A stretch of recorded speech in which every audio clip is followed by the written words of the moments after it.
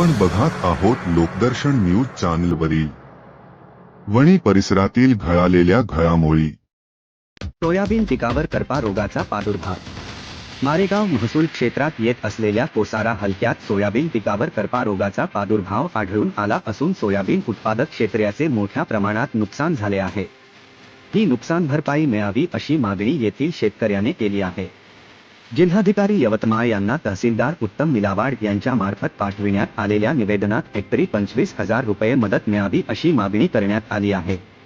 या करपा रोगाच्या प्रादुर्भावामुळे सोयाबीन उत्पादक पूर्णपणे हवालदिल झाला आहे। नुकसानग्रस्त शेतकऱ्याच्या शेती पिकाचे पंचनामे करून त्वरित मोबदला मिळावा अशी विनंती करण्यात आली आहे।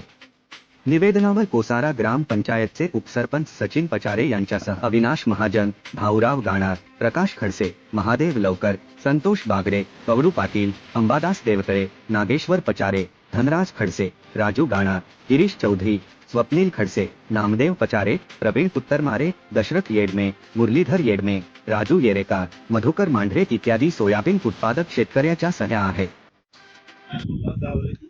आज आम्ही सन्माननीय जिल्हाधिकारी साहेबांना सर्व कोसारा येथील शेतकऱ्यांनी तहसीलदार साहेबांमार्फत निवेदन दिले। आमच्यातील सोयाबीनचं पीक एक आठवड्यापूर्वी चांगलं होतं, पण अचानक करपा रोग आणि एलिफंटमुळे सोयाबीन पूर्णतः सुकून गेलं आणि किमान 50 ते 60% वर 70% आसपास पिकाची हानी झाली। त्याच्यामुळे आम्ही सर्वांनी मागणी केली की आमच्या सोयाबीनला हेक्टरी 25,000ची मदत सन्माननीय जिल्हाधिकाऱ्यांमार्फत शेतकऱ्यांना देऊन आम्हाला शेतकऱ्यांना न्याय द्यावा अशी मागणी आम्ही ग्रामपंचायत कोसारा उपसरपंच सचिन पचारे आणि आमच्या गावातील समस्त नागरिकांच्या वतीने करण्यात आहे। Subscribe now and press the bell icon. Never miss an update.